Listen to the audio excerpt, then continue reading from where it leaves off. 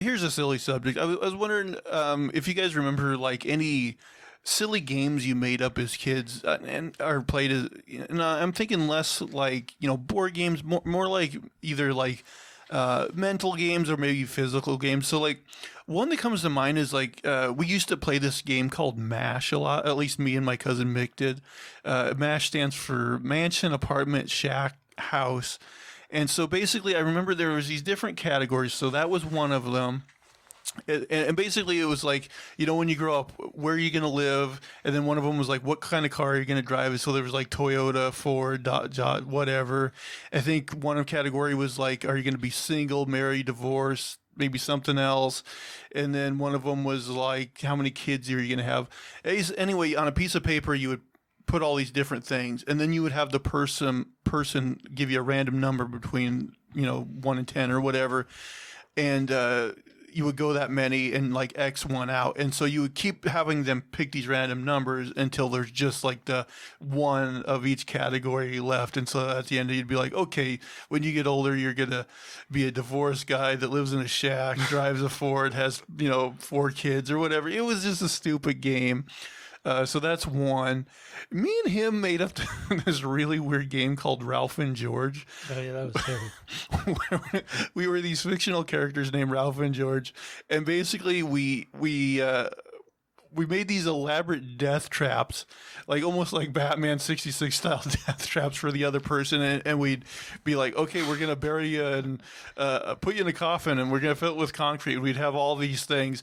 And then at the end, the other person would have to try to think of a clever way out of the death trap. And if they did, they won. If not, the other person won.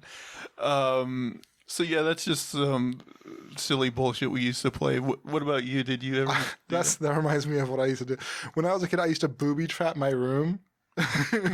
So I would use like hangers and sheets and all kinds of stuff. So if somebody walked in, like something would happen to them. So not just my room, my closet, like any door I could find that was like my space, I would try to do that and try to see like Macaulay Culkin. So I think Home Alone had a huge impact on me. That movie pretty much raised me.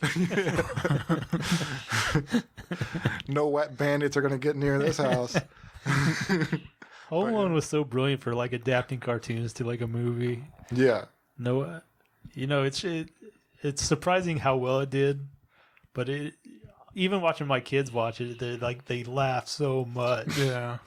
Oh my gosh. I remember for my birthday, we got Home Alone 2, and we watched it like over and over, and we were just laughing the whole time. We loved it. I get it. Another game we used to play, and I don't remember what it was called, and I never knew how to make the things, but they would make those paper things with like the 4 things, and you would like... Oh yeah, there's always like one kid at school who knew how to make those. Yeah, and like, I forget what the game was exactly. Like, the things would have things written on them, and then you'd eventually get to one, and they'd pull it out, and it'd say something on there that was part of the game. I don't even remember exactly how you play it or what that thing was called. I just remember people doing that, Yeah, I remember that too. Yeah, mostly the girls. I mean, we played a lot of basic games too when we were kids with our cousins, like, freeze tag and shit like that.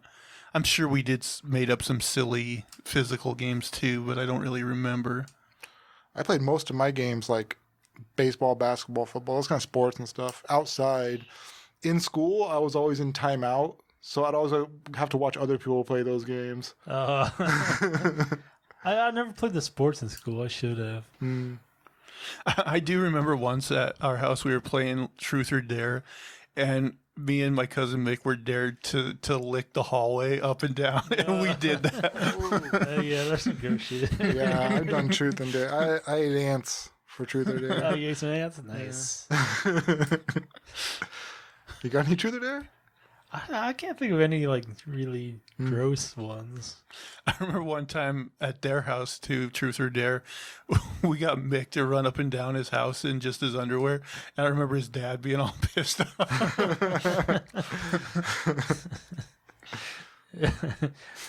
Man, yeah, I'm sure you've heard the dad stories, but apparently when they were kids, like they would play like chicken, so they'd go down the barn and like put their arm out against the wall.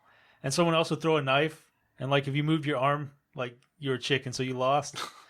And so he got like a chef's knife thrown, and it went like all the way through his arm and stuck him to the barn. Oh my gosh. So yeah, that's a fun one. He went to the hospital? I don't remember probably. The only thing with Needs dad's stitches. stories is you never know. Never sure how much Yeah. is true. Yeah. But that is a little bit, there is some truth there. But there's another one. He said he knew a couple kids growing up, and they were like, one would hold a bottle cap and the other one would shoot it out of their hand with a 22. And so like he got like tip of his finger shot off. Of course, yeah. How old were they? Exactly what you would expect. Who knows? God. Like you can have kids. When my dad was a kid, like I think they had guns. Oh, yeah. Very early on. Seems like if kids in high school had my high school where I went to, if they had guns, it would have been a lot worse. Well, I know like when he went to school and stuff, like high school, people would have like gun racks in their cars because they go hunting after school. So, you know, they'd have guns out in their cars in the parking lot and stuff. I feel like in the country, schools are smaller, so there's like less friction between so many people, maybe. Yeah, I mean, I don't know. I know when we were in school, it sounded like it was much mellower than like when he was in school. But I don't know. It was kind of a change in the community because like when he was young, there's like all these young people came in to build a dam and stuff. And so you've got a bunch of young people and like the bars are kind of rough and rowdy and just a little wilder, you know, kind of a group of people. And then when those jobs kind of went away, a lot of people kind of moved out. It's a little older generations. And I don't know, it just seemed a lot quieter. Oh, okay.